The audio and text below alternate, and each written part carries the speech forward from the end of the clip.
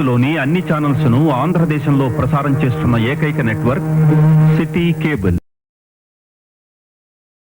Welcome to city cable news బులెటిన్ల ముందుగా headlines. ఎట్టకేలకు కేరళను వీడి యూకేకి వెళ్లిన యుద్ధ విమానం. ఎమ్మెల్సీ అద్దంకి దయాకర్కు నిరసన సెగ.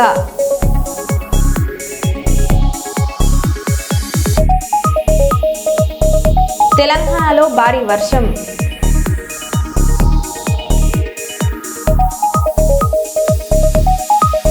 ఉధృతంగా ప్రవహిస్తున్న మున్నేరు, పలు గ్రామాలకు నిలిచిపోయిన రాకపోకలు.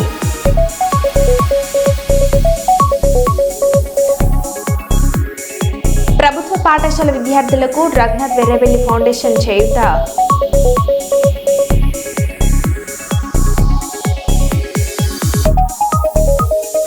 ఇక వివరాలకు వెళ్తే, వరంగల్ తూర్పు వర్కింగ్ జర్నలిస్టులకు ఒక శుభవార్త. త్వరలో జర్నలిస్టుల డబుల్ బెడ్రూమ్ పంపిణీ చేస్తామంటున్న మాజీ ఎమ్మెల్సీ కొండ మురళీధర్. మొన్న కూడా పత్రికా విలేకరుల విషయంలో నేను అదే చెప్తున్నా, మీకు 10,000 గజాలు 15 కోట్లది మీకు ఇవ్వడం జరిగింది. తర్వాత 50 లక్షలతో బిల్డింగ్ కట్టేయడం జరిగింది. కానీ అది ఒకరి చేతుల్లో 2 చేతుల్లో ఉండడం జరుగుతుంది.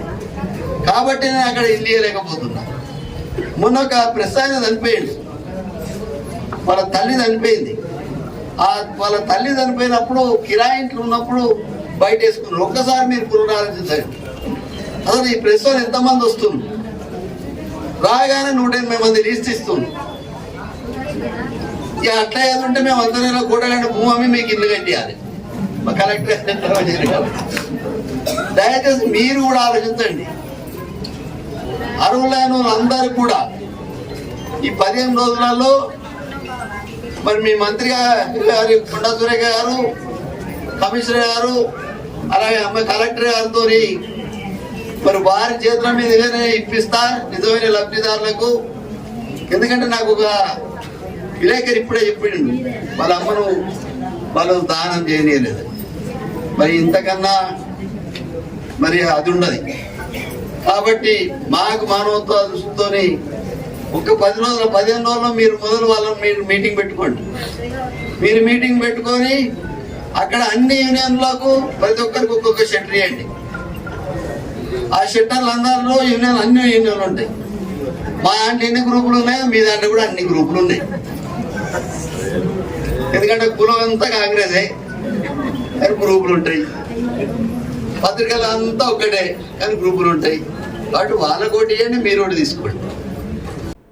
సెక్రటేరియట్ నుండి ఖైరతాబాద్ వైపు వెళ్తున్న కారు బుధవారం ఎన్టీఆర్ మార్గ్ వద్ద అదుపు తప్పి డివైడర్ను ఢీకొట్టింది. కారు వెనుక టైర్లో గాలి తక్కువగా ఉండటమే ప్రమాదానికి కారణంగా భావిస్తున్నారు. డివైడర్ పైకి ఎక్కిన కారు పక్కనే ఉన్న పోల్ను ఢీకొట్టి విరగదీసింది. అనంతరం ఓ పెద్ద వృక్షాన్ని ఢీకొని కారు ఆగింది. ఎయిర్ బెయిన్స్ ఓపెన్ కావడంతో ప్రయాణికులు సురక్షితంగా ఉన్నారు.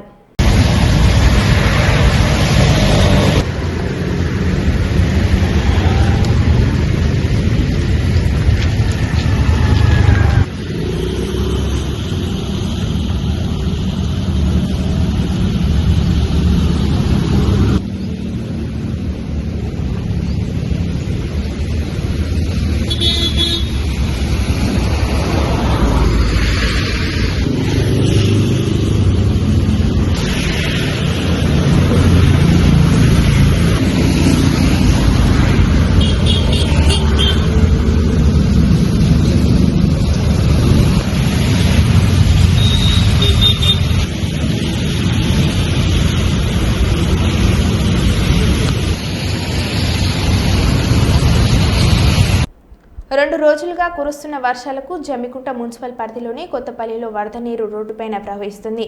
బుధవారం ఉదయం ఏకధాటిగా కురిసిన వర్షానికి జమ్మికుంట వావిల్లాలో రోడ్డుపై వరద నీరు భారీగా చేరింది. లోతాటు ప్రాంతాల్లోని ఇళ్లలోకి వరద నీరు చేరడంతో ఆ ప్రాంతాల వారు ఇబ్బందులు పడ్డారు. జమ్మికుంట కేవీకే రోడ్లో కూడా వరద నీరు ఉధృతమైంది. సైడ్ డ్రైనేజీలు పూర్తిగా నిండి రోడ్డుపైకి వరద నీరు చేరింది.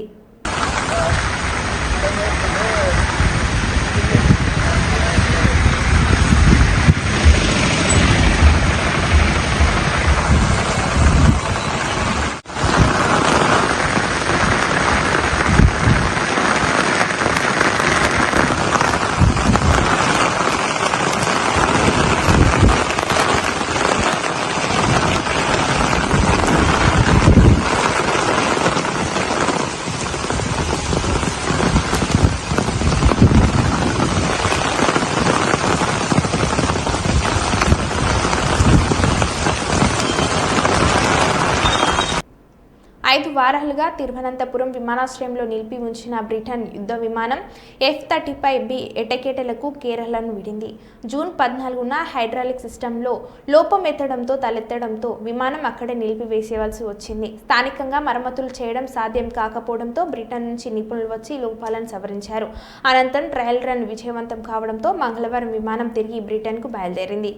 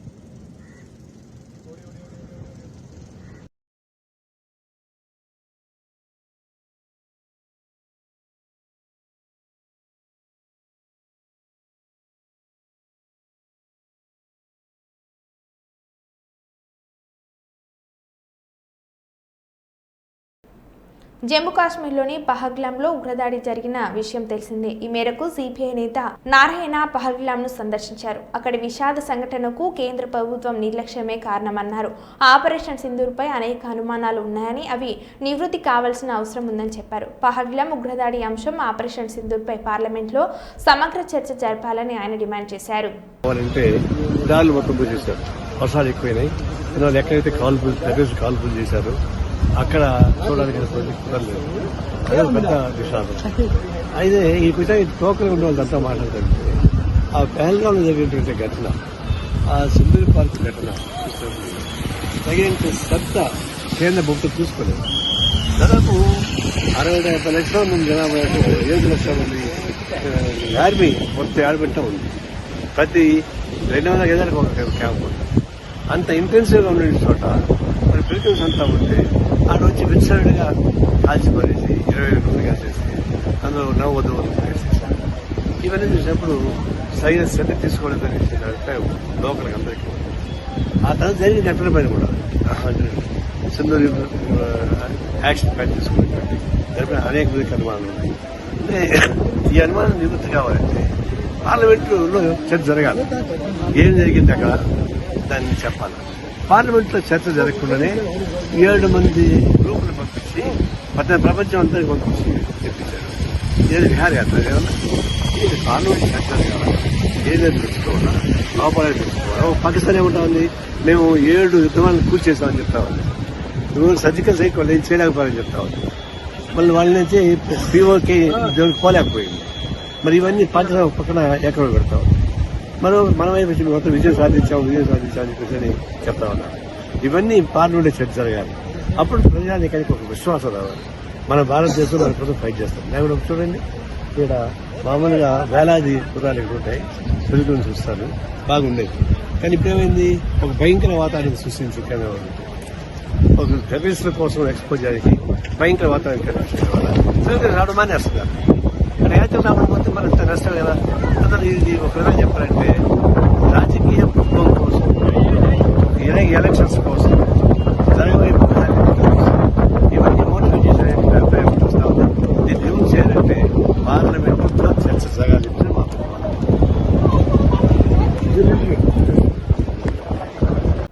తెలంగాణలో అత్యంత భారీ వర్షాలు కురుస్తున్నాయని వాతావరణ శాఖ రెడ్ అలర్ట్ జారీ చేసిన సంగతి విషయం తెలిసిందే. మంగళవారం రాత్రి నుంచి హైదరాబాద్, భూపాల్పల్లి, కొత్తగూడెం, మంచిర్యాల, ములుగు, వరంగల్, మహబాద్, సంగారెడ్డి, ఆసిఫాబాద్, వికారాబాద్, రంగారెడ్డి జిల్లాలో కుండపోత వర్షాలు పడుతున్నాయి. హైదరాబాద్లో భారీ వర్షానికి రోడ్లు జలమయం కాగా లోతట్టు ప్రాంతాలు నీట మునిగాయి. రాష్ట్రంలో 4 రోజుల పాటు వర్షాలు కురుస్తాయని వాతావరణ శాఖ తెలిపింది.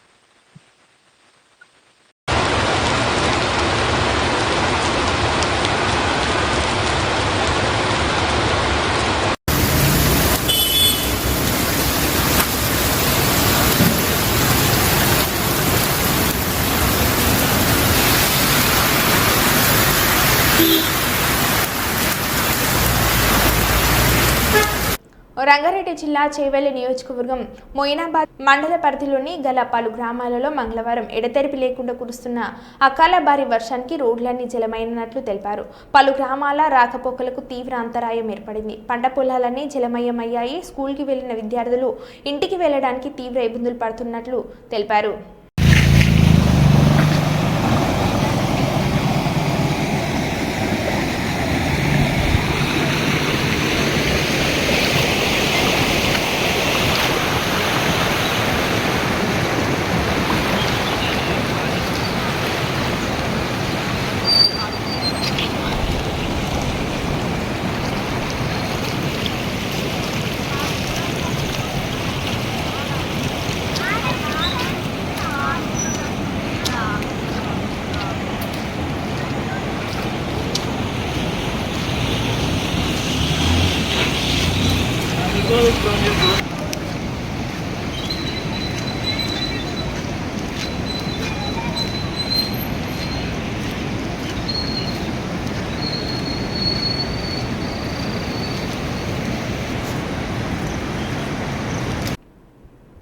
పుస్తెల తాడు తాకట్టు పెట్టుకుంటే నకిలీ మొక్కజొన్న విత్తనాలు అమ్మారని కన్నీరు మున్నీరైన మహిళ కౌలు రైతు. కౌలుకు వ్యవసాయం చేస్తే చివరికి సత్య పరిస్థితి వచ్చిందని కంటతడి పెట్టిన రైతు.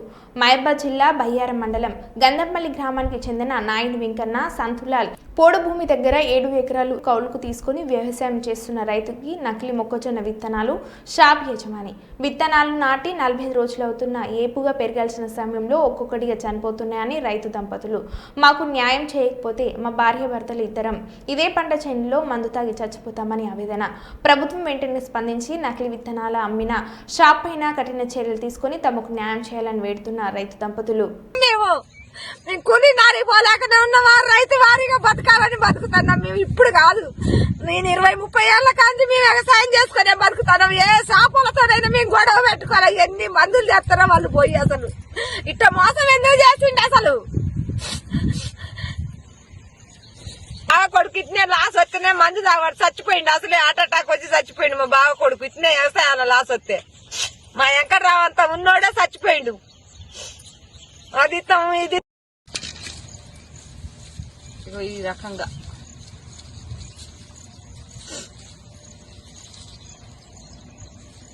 మాకెట్ట న్యాయం చేస్తారో ఏమో.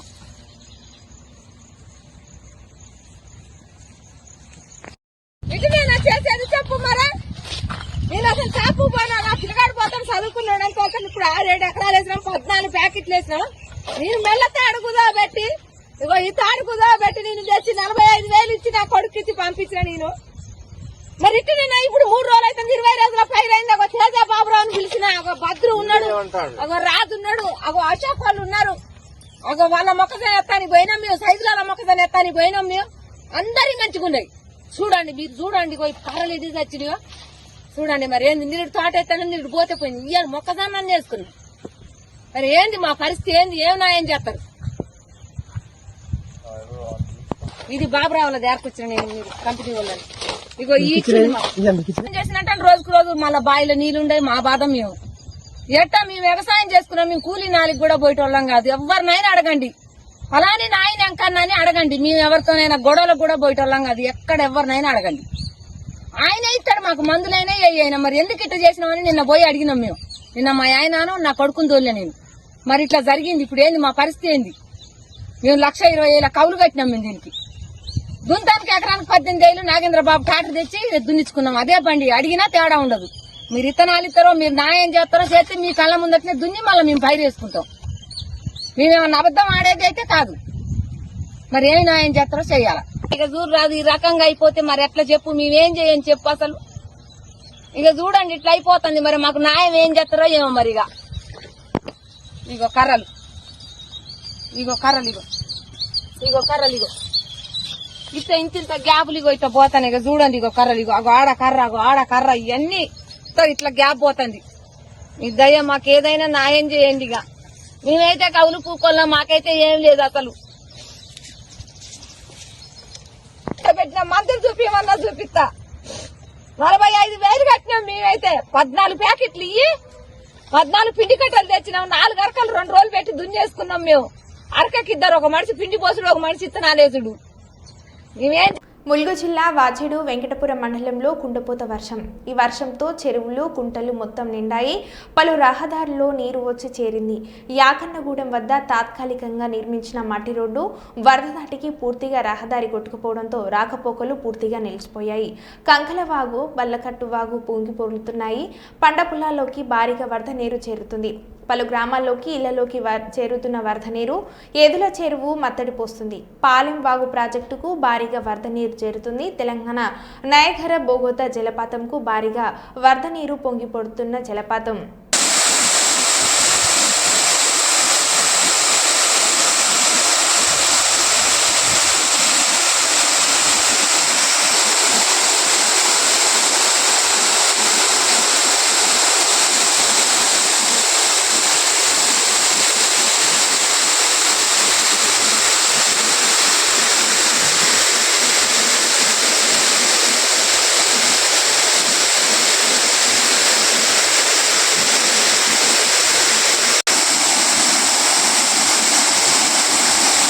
ఉధృతంగా ప్రవహిస్తున్న మున్నేరు, పలు గ్రామాలకు నిలిచిపోయిన రాకపోకలు. మహబూబాబాద్ జిల్లా గార్ల గత 2 రోజులుగా కురుస్తున్న భారీ వర్షాలకు మున్నేరు ఉధృతంగా ప్రవహిస్తుంది. గార్ల సమీపంలోని లో లెవెల్ బ్రిడ్జ్ పై నుండి ప్రవహిస్తుండటంతో పలు గ్రామాలకు నిలిచిపోయిన రాకపోకలు. మందివంచ, రాంపుర, పులిగుట్ట తండ, కొత్త తండ, రామతండ, హోళ్య తండతో పాటు పలు గ్రామాలకు నిలిచిపోయిన రాకపోకలు.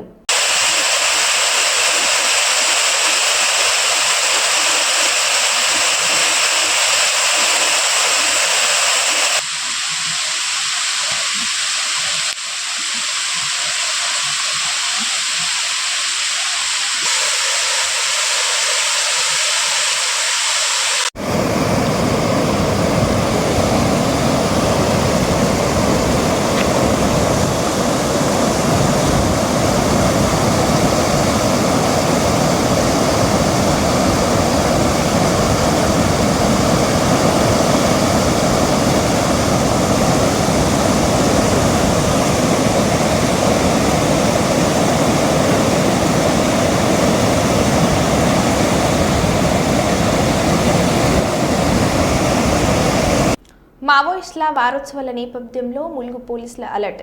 ఈ నెల 28 నుండి ఆగస్టు 3 వరకు వారం రోజుల పాటు మావోయిస్టుల వారోత్సవాలు. మావోయిస్టు ప్రభావిత ప్రాంతమైన ములుగు ఏజెన్సీలో ములుగు పోలీసులు అలర్ట్ అయ్యారు. ఏజెన్సీలో మావోయిస్టులు తమ ఉనికిని కాపాడుకోవడానికి ఏదో ఒక దృశ్యాలకు పాల్పడే అవకాశం ఉన్నందున ముందస్తు ములుగు పోలీసులు అప్రమత్తై ప్రతి వాహనాన్ని తనిఖీలు చేస్తూ వివరాలను అడిగి తెలుసుకుంటున్నారు. ఈ వాహన తనిఖీలో ములుగు ఎస్ఐ వెంకటేశ్వర్తో పాటు టీజీఎస్పీ సిబ్బంది పాల్గొన్నారు.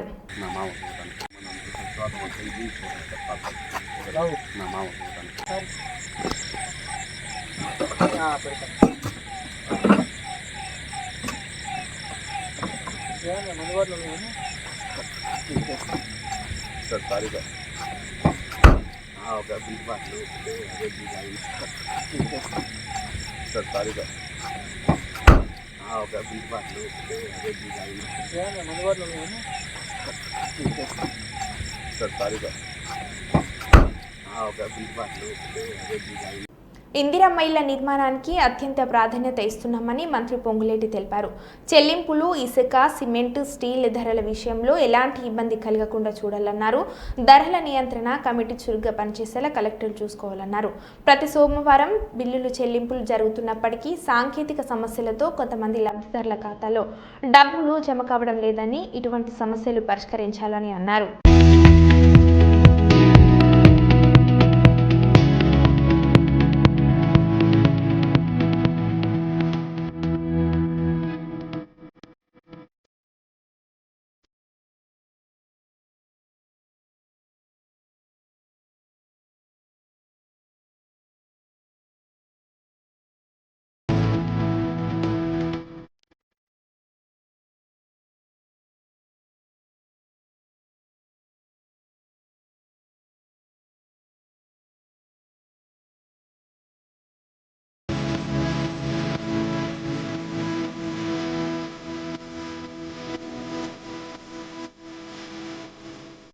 తెలంగాణ ప్రభుత్వం చేపట్టిన కులగణన దేశ స్థాయిలో చారిత్రాత్మక మైలురాయిగా నిలిచిందని ఉప ముఖ్యమంత్రి బట్టి విక్రమార్క అన్నారు. మంగళవారం సచివాలయంలో ఆయన మీడియాతో మాట్లాడారు. ఈరోజు తెలంగాణ రాష్ట్రం చేసినటువంటి ఈ సర్వే పైన తెలంగాణ రాష్ట్ర ప్రభుత్వం చేసినటువంటి ఈ సిపెక్ సర్వే ఒక చారిత్రాత్మకమైనటువంటి సర్వేగా ఈరోజు దేశంలో నిలబడిపోతా ఉంది. క్యాస్ట్ సర్వే సిపెక్ సర్వే కంటే ముందు, సిపెక్ సర్వే తర్వాత అనేటువంటి అంశం ఈరోజు కేవలం తెలంగాణ రాష్ట్రంలోనే కాదు, దేశవ్యాప్తంగా కూడా దీనిపైన చర్చ జరుగుతా ఉంది. Post caste survey, pre caste survey. మేము ఈ క్యాస్ట్ సర్వే ద్వారా వచ్చినటువంటి అంశాలన్నింటినీ సభలో పెట్టినప్పుడు ఆ రోజు సభలో పాల్గొన్నటువంటి వివిధ రాజకీయ పార్టీల సంబంధించిన శాసనసభ్యులకు కూడా దీని ఆధారంగా 42% రిజర్వేషన్ స్థానిక సంస్థల సంబంధించి, అట్లాగే విద్యా ఉద్యోగ అవకాశాలకు సంబంధించిన దానికి ప్రవేశపెట్టినప్పుడు ఆయా రాజకీయ పార్టీల శాసనసభ్యులు కూడా ఆ రోజు ముందుకు వచ్చి మద్దతు ఇచ్చారు. గతంలో ఒకసారి మనం పరిశీలన చేస్తే అసలు ఇటువంటి క్యాస్ట్ సర్వేనే అవసరం లేదని చెప్పినటువంటి ప్రధానమంత్రి నరేంద్ర మోడీ గారు పార్లమెంట్లో చెప్పిన స్టేట్మెంట్, అటువంటి స్థాయి నుంచి చివరికి తెలంగాణలో చేసినటువంటి ఈ సిపెక్ సర్వే వల్ల దాని అవసరాన్ని గుర్తించి చివరికి కాంగ్రెస్ పార్టీకి సంబంధించిన ఈ కార్యక్రమానికి అసలు నాంది, అట్లాగే డ్రైవ్ చేసినటువంటి వ్యక్తులు శ్రీ రాహుల్ గాంధీ గారి ఆలోచనని చివరికి నరేంద్ర మోడీ గారు కూడా, భారత ప్రభుత్వం కూడా తప్పనిసరి పరిస్థితుల్లో ఒప్పుకొని భవిష్యత్తులో మేము కూడా సెన్సెస్ లో భాగంగా కాస్ట్ సర్వేని కూడా ఇంక్లూడ్ చేస్తామని చెప్పి ఇవాళ ఒక నిర్ణయం తీసుకునేంత స్థాయికి తెలంగాణ రాష్ట్ర ప్రభుత్వం తీసుకొచ్చిందని చెప్పడానికి నేను నిజంగా సంతోషిస్తా ఉన్నాను.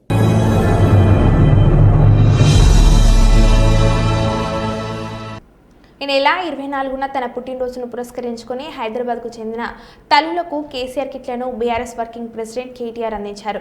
గిఫ్ట్ ఏ స్మైల్ కార్యక్రమంలో భాగంగా తెలంగాణ భవన్లో కిట్ల పంపిణీ చేసి మాట్లాడారు. కేసీఆర్కు మంచి పేరు వస్తుందని రేవంత్ సర్కార్ కిట్లను ఇవ్వడం లేదని విమర్శించారు. బీఆర్ఎస్ హయాంలో ఇచ్చిన కేసీఆర్ కిట్లతో మాతా శిశు మరణాలు గణనీయంగా తగ్గి ప్రభుత్వ ఆసుపత్రిలో ప్రసవాలు పెరిగాయని అన్నారు.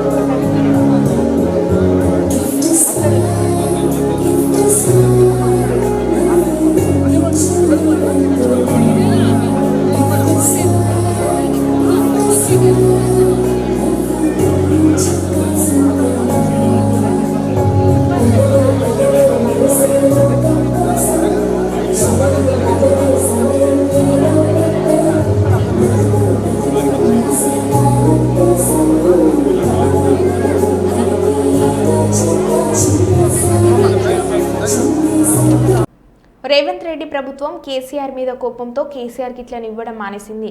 నేను రాను బిడ్డో సర్కార్ దవాఖానకు అనే స్థాయి నుండి ప్రభుత్వ ఆసుపత్రిలో ప్రసవానికి వచ్చేలాగా చేసింది కేసీఆర్ కిట్. దేశంలో అతి తక్కువ బాలింతల చిన్నారుల మరణాలు తెలంగాణలో నమోదు అవ్వడానికి కారణం కేసీఆర్ కిట్ అని కేటీఆర్ అన్నారు.